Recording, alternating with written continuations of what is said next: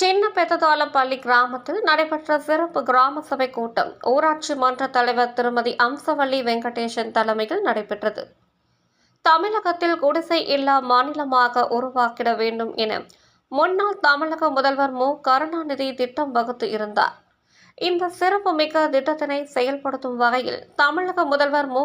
ஸ்டாலின் அவர்களின் உத்தரவின்படி அனைத்து ஊராட்சிகளிலும் கிராம சபை கூட்டங்கள் நடத்தி பயனாளிகள் தேர்வு செய்ய வேண்டும் என உத்தரவிட்டு இருந்தார்.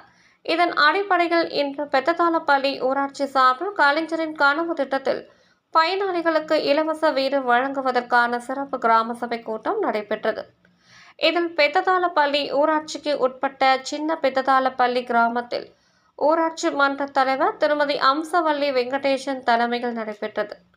இந்த சிறப்பு முகாமின் போது கலைஞரின் கனவு திட்டத்தின் மூலமாக குடிசை வீடுகளில் குடியிருப்போர்கள் குறித்து கணக்கெடுக்கப்பட்டது. அப்போது முதல் கட்டமாக 2 பயனாளிகள் முதல் கட்டமாக தேர்வு செய்யப்பட்டனர். மேலும் இப்பணிகள் தீவிரமாக கணக்கெடுக்கப்பட்டு மற்ற பயனாளிகளுக்கு கலைஞரின் கனவு திட்டத்தின் மூலமாக வீடுகள் வழங்க நடவடிக்கை எடுக்கப்படும் என்று ஊராட்சி மன்ற தலைவர் திருமதி அம்சவள்ளி வெங்கடேசன் குறிப்பிட்டார். மேலும் இந்த கிராம சபை கூட்டத்தில் எந்த ஒரு நிலமும் இன்றி அரசு புறம்போக்கு நிலத்தில் பட்டா இன்றி குடிசை வீடுகளில் வசிக்கும் ஏழை எளிய மக்களுக்கும் கலைஞரின் கனவு திட்டத்தின் கீழ் வீடு வழங்க தமிழக அரசு முன்வர வேண்டும். ஏழை எளிய மக்கள் கோரிக்கை விடுத்தனர். இந்த சிறப்பு கிராம சபை கூட்டத்தில் ஊரகத்துறை அதிகாரிகள் உள்ளிட்ட உள்ளாட்சித்துறை பணியாளர்களும் கலந்து கொண்டனர்.